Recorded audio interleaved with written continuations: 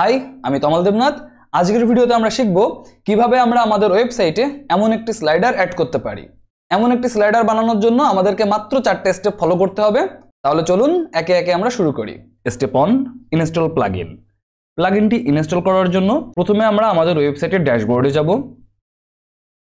এরপর প্লাগইনস থেকে add new প্লাগইনে click করব এবং আমরা স্মার্ট স্লাইডার 3 নামের প্লাগইনটি ইনস্টল করব।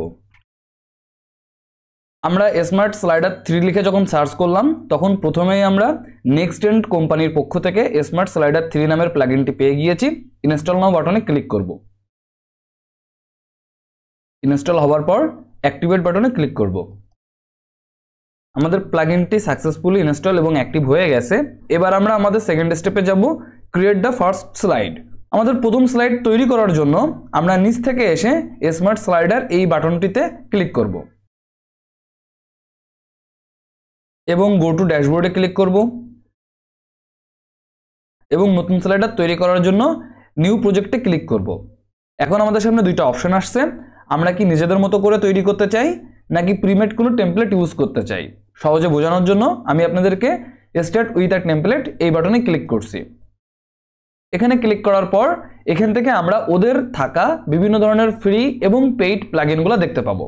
যেগুলা ফ্রি আপনারা দেখতেই পাচ্ছেন, এখানে ফ্রির ব্যাচ দেওয়া আছে, এবং যেগুলা পেইড আপনারা নিচে নামলে দেখতে পাবেন সেগুলা প্রো এর ব্যাচ দেওয়া আছে। তো আমি একটি ফ্রি স্লাইডার অ্যাড করে আপনাদেরকে দেখাচ্ছি। তো তার জন্য আমি উপরে আসব এবং আমি যদি এই স্লাইডারটা একটু দেখতে চাই তাহলে এই আই আইকনটিতে ক্লিক করব এবং আমরা দেখতে পাচ্ছি আমরা যদি এই স্লাইডারটি অ্যাড করি তাহলে আমাদের ওয়েবসাইটে এমন একটি স্লাইডার অ্যাড হয়ে যাবে। তাহলে চলুন এই স্লাইডারটি আমরা নিয়ে নিই। তো তার জন্য ইম্পোর্ট বাটনে ক্লিক করব এবং এখানে আপনারা আপনাদের একটা ইমেইল দেওয়ার পরে সাবস্ক্রাইব করতে বলবে। আপনি চাইলে সাবস্ক্রাইব করতে পারেন, না চাইলে ক্লোজ করতে পারেন। আমরা আমাদের প্রথম স্লাইডার তৈরি করে ফেললাম। এবার চলুন থার্ড স্টেপে আমরা দেখব কিভাবে আমরা আমাদের ওয়েবসাইটে এই স্লাইডারটি অ্যাড করব। তো তার জন্য আমরা আমাদের ওয়েবসাইটে আসব। তো ধরুন আমি আমাদের অ্যাবাউট পেজে স্লাইডারটি অ্যাড করতে যাচ্ছি। তাহলে আমি অ্যাবাউট পেজে আসব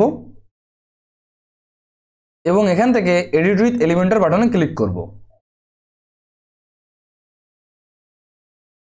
যে সেকশনে আমরা স্লাইডার নিতে যাচ্ছি সেখানে এসে আমরা প্লাস আইকনে ক্লিক করব এবং আমাদের এলিমেন্টসের এই সেকশন থেকে আমরা স্মার্ট স্লাইডার লিখে সার্চ করব।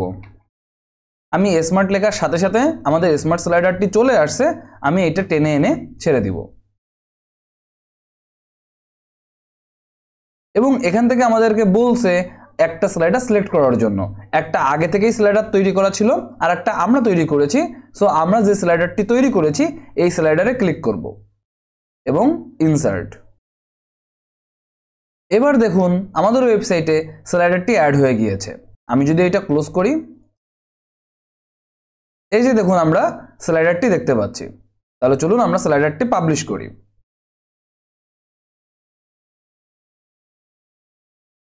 এবার যদি আমরা আমাদের ওয়েবসাইট থেকে স্লাইডারটি কেমন হয়েছে দেখতে চাই, তার জন্য আমাদের ওয়েবসাইটে আসব এবং অ্যাবাউট পেজে ক্লিক করব। অ্যাবাউট পেজে আসার পরে আমরা দেখতে পাচ্ছি এই যে আমাদের স্লাইডারটি খুবই সুন্দরভাবে এখানে অ্যাড হয়ে গিয়েছে। সো এইভাবে আমরা চাইলে আমাদের ওয়েবসাইটে যে কোনো ধরনের স্লাইডার অ্যাড করতে পারি। এবার আমরা ফোর্থ স্টেপে দেখব কিভাবে আমরা এই স্লাইডারের কন্টেন্টগুলা এডিট করতে পারি। তো তার জন্য আমরা আবারও আমাদের ড্যাশবোর্ডে আসব এবং এখানে আমরা আমাদের স্লাইডারটি দেখতে পাচ্ছি। এখান থেকে যে স্লাইডারটি আমরা এডিট করতে চাচ্ছি সেই স্লাইডের উপরে এসে এডিট বাটনে ক্লিক করব এবং এখানে আমরা একটি বক্স দেখতে পাচ্ছি। এই বক্সটি আমরা যেখানে ইচ্ছে সেখানে সরিয়ে নিতে পারি। প্রথমেই আমি যদি এই টেক্সটটি এডিট করতে চাই তাহলে এই টেক্সটে ক্লিক করব এবং এখান থেকে এই টেক্সটটি আমরা চেঞ্জ করতে পারবো।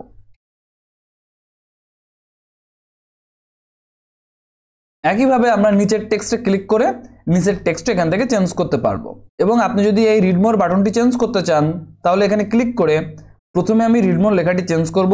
আমি এখানে লার্ন মোর লিখে দিলাম এবং আপনি এখান থেকে যে লিঙ্কটি অ্যাড করবেন এই বাটনে ক্লিক করলে অটোমেটিক্যালি সেই লিঙ্কে চলে যাবে।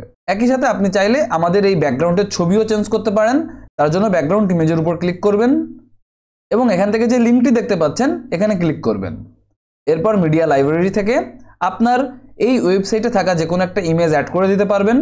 যেমন আমি এই ইমেজটি চাচ্ছি অ্যাড করে দিতে, এখান থেকে ক্লিক করে সিলেক্ট করার পর সিলেক্ট বাটনে ক্লিক করব। তাহলে দেখুন অটোমেটিক্যালি আমাদের ব্যাকগ্রাউন্ডের ইমেজটি চেঞ্জ হয়ে গেছে। এবার চলুন আমরা সেভ করি। এবার যদি আমরা আমাদের ওয়েবসাইটে আসি এবং যদি রিফ্রেশ বাটনে ক্লিক করি, তাহলে দেখতে পাচ্ছেন আমাদের আপলোড করা ইমেজটি এখানে অ্যাড হয়ে গেছে। আমরা যে টেক্সটটি দিয়েছি সেই টেক্সটটিও এখানে অ্যাড হয়ে গেছে। সো এইভাবে আমরা আমাদের ওয়েবসাইটে যে কোনো ধরনের স্লাইডার অ্যাড করতে পারি এবং আমাদের ইচ্ছা মতো যে কোনো ধরনের কাস্টম ডিজাইনও কমপ্লিট করতে পারি। এভাবে আমরা আমাদের ওয়েবসাইটে একটি স্লাইডার অ্যাড করতে পারি। যে কোনো মার্কেট প্লেস প্লাস মার্কেট প্লেসের বাইরে ওয়ার্ডপ্রেস দিয়ে রেগুলার প্রচুর ওয়েবসাইট বানানো হচ্ছে। আপনারা চাইলে আপনাদের ক্যারিয়ার হিসেবে ওয়ার্ডপ্রেস বেছে নিতে পারেন। এবং আপনারা যদি মনে করেন বেসিক টু অ্যাডভান্স লেভেলে ওয়ার্ডপ্রেস শিখবেন এবং আপনার অনলাইন ক্যারিয়ারের জার্নি শুরু করবেন, তাহলে আমাদের ওয়ার্ডপ্রেস কোর্সে ভর্তি হতে পারেন। কোর্স লিংক ডেসক্রিপশন বক্স এবং পিন কমেন্টে পেয়ে যাবেন। ভালো থাকবেন সবাই, দেখা হবে পরবর্তী কোনো টিউটোরিয়ালে। টাটা।